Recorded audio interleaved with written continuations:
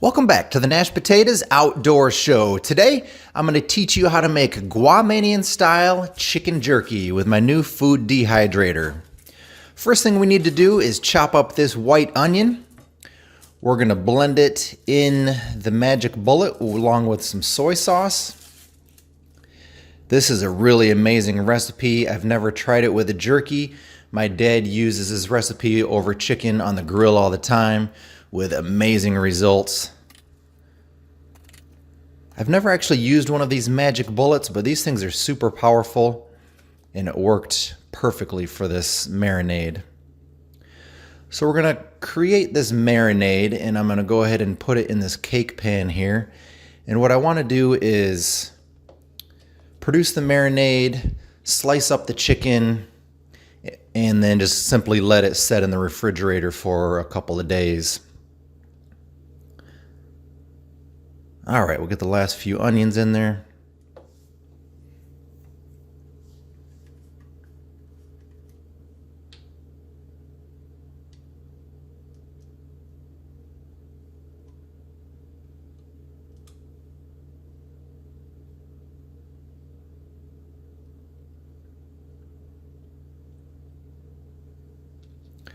What I never realized about soy sauce, we always kind of take it for granted because we just buy it at the store and it's fairly inexpensive.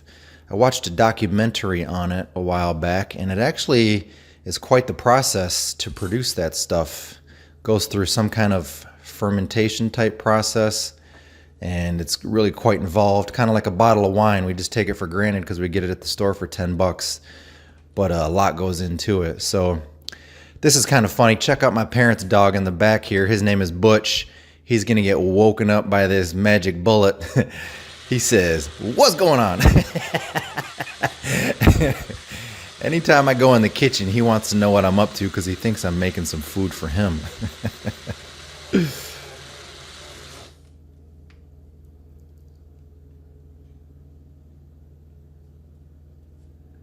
So it kind of produces this slurry of mush, but you know, I think those onions are really going to play a key role in this recipe.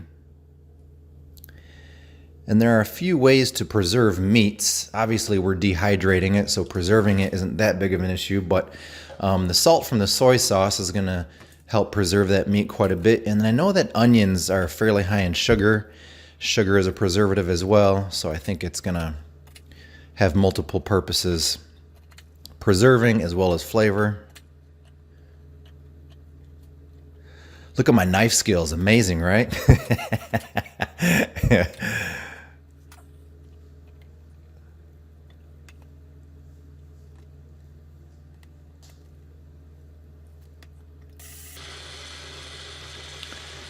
So I'll go ahead and give you the ingredients for this recipe. So I used, it was almost 5 pounds of chicken breast.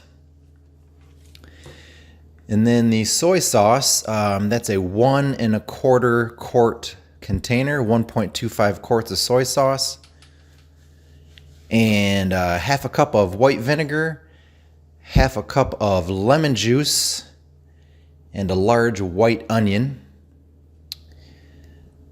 And because everything fit into that pan almost perfectly, I wanted to tell you that pan is 14.5 inches by 11 inches by 2 inches. And so the food dehydrator that I bought, it has 5 food trays. And I think if I had squeezed the chicken on there, I probably could have fit all 5 pounds, which makes me think that you can fit about a pound of meat per tray. So I'm going to go ahead and finish up the ingredients in this marinade here, as you can see.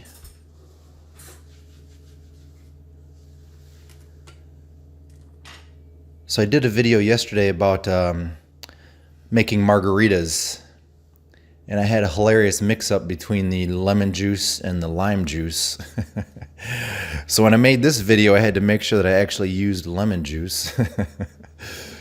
And it is lemon juice, half a cup.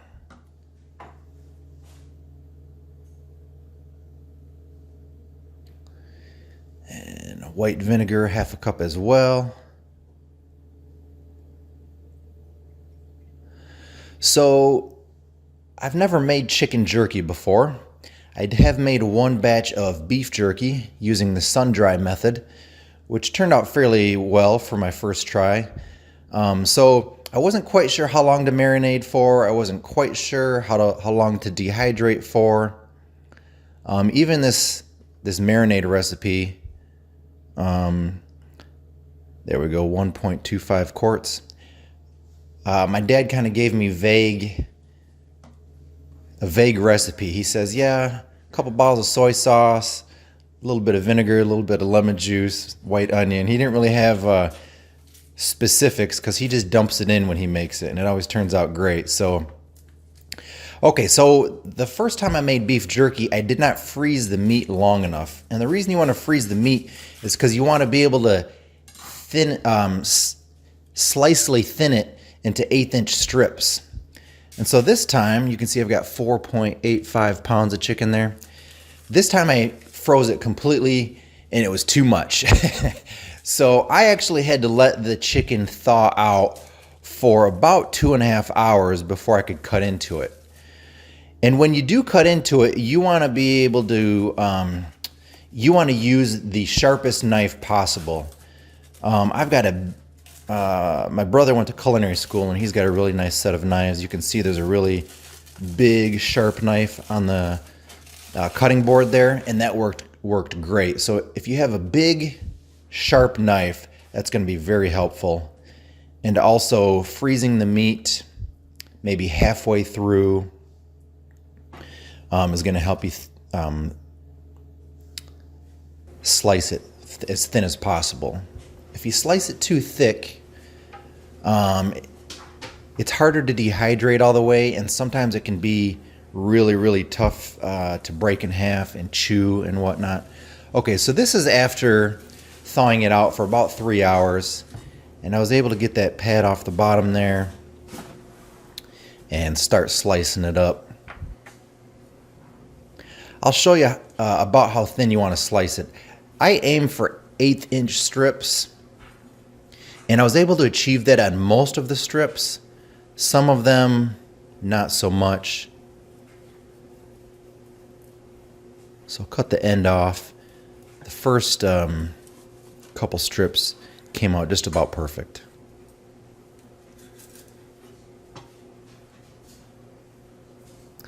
Then I'll just pop that into the marinade.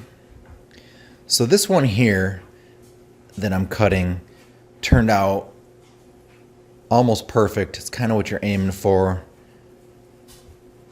I would consider it to be about 1/8 of an inch.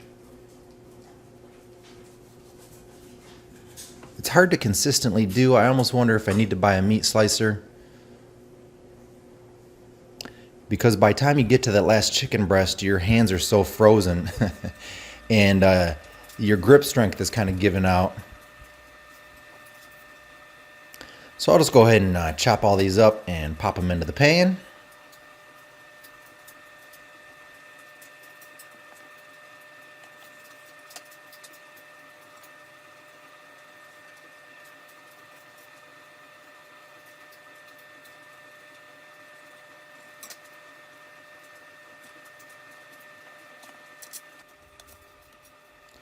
As I mentioned, everything fit into the pan just about perfectly.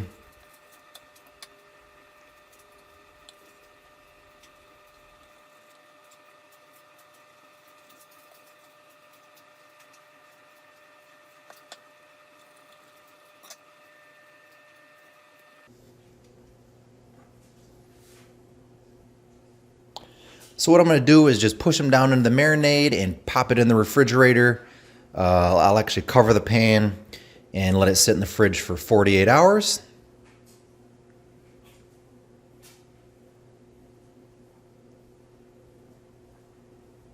Being that it's fresh chicken, I wouldn't want to go much longer than that.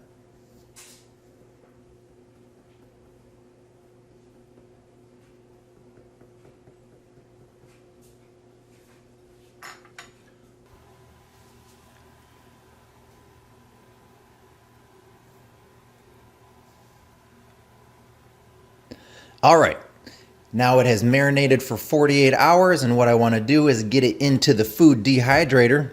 So I thought I should dry the bottom of the meat off just briefly. Otherwise it's going to all drip down into the dehydrator and get it all caked up with soy sauce nonsense. So I just put this paper towel on the cutting board and let it sit here for a second. Seemed to work out great. I didn't have much cleanup after the food was dehydrated. So I did about 6 slices per food tray. I didn't really jam it on there. As I mentioned, if I had jammed it on there, I probably could have done about a pound per tray. And this food dehydrator, there is another model that comes with 8 food trays. As I mentioned, I'll be doing a product review of this dehydrator in my next video if you're interested.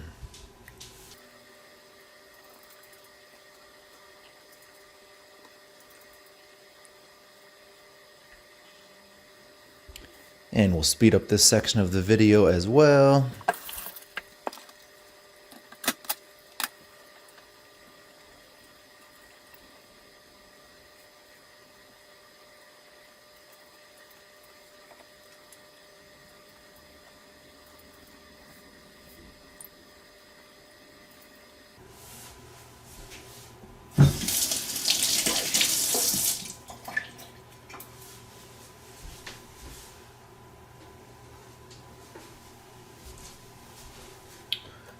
What, you want to be in the video with me? Look, look, baby. Look, look at the camera. Huh? Say hi to the camera, bud. Huh? Look at the camera. Do you see? Give me a kiss. Give me a kiss. Come here, bud. Give me a. Oh, good boy. You're such a cutie.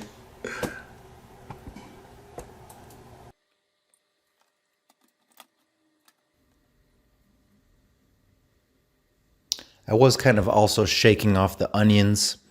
I wasn't sure what that would do to my dehydrator.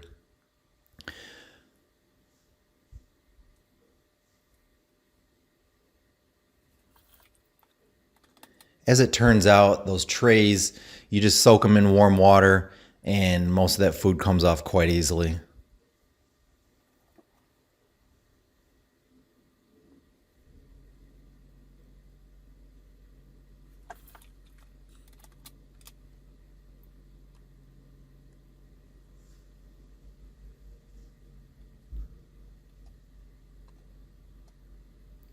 All right, so this is the last tray.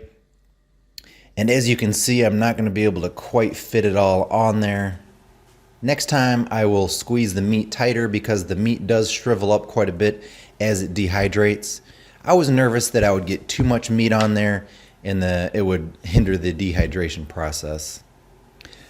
All right, so as I'm letting this finish up, I'll quickly mention I dehydrated this for about 5 hours at 158 degrees and then an additional 15 hours at 113 degrees. So about a total of 20 hours. So I just wanted to pull off one tray here and show you what it looks like. I did kind of rotate the trays throughout the dehydration process because the meat on the bottom dries out faster than the meat on top since it's closer to the heat source. Yummy, look at that delicious goodness. So I'll show you just a couple of slices here and then we'll do a quick taste test.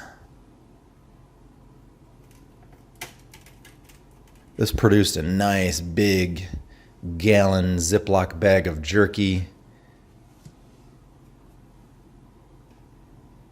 Breaks in half quite easily. I was really happy with the finished product for sure.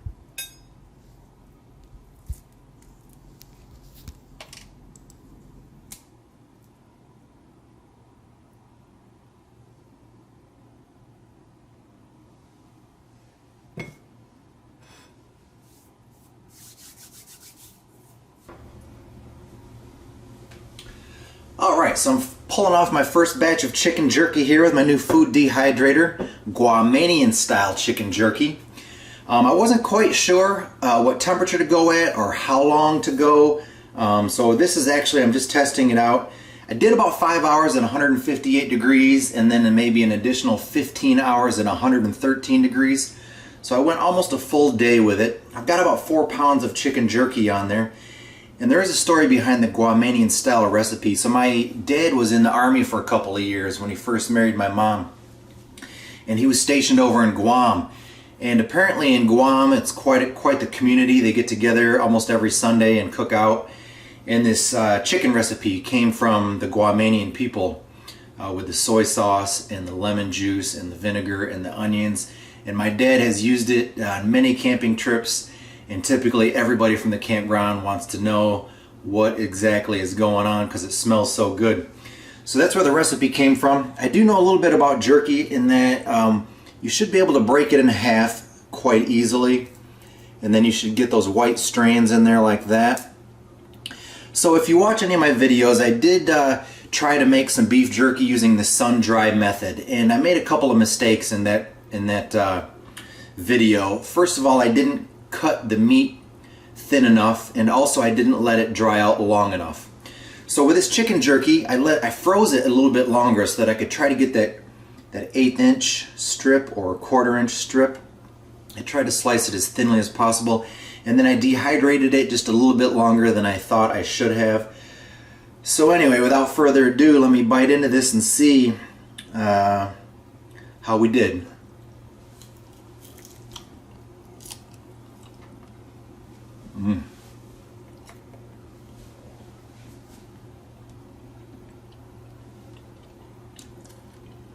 I honestly have nothing to compare it to because I've never had chicken jerky before. But it's very delicious. I'm dying to let my dad try it out because, you know, it's his recipe. I'm getting a lot of the soy sauce flavors. To me, the texture seems great. If you can see the inside there, I mean, it does look thoroughly dried out. There was one piece here that I left a little bit of fat on, and it seemed to be a little bit wet on the bottom. So maybe next time I'll have to be aware of that and trim the fat off. But this is really good.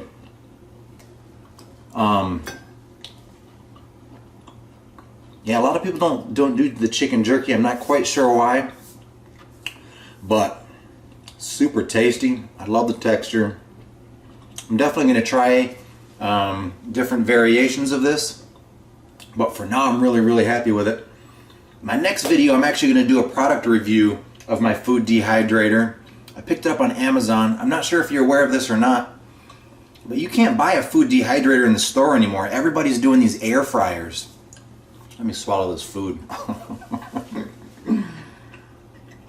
That was really good.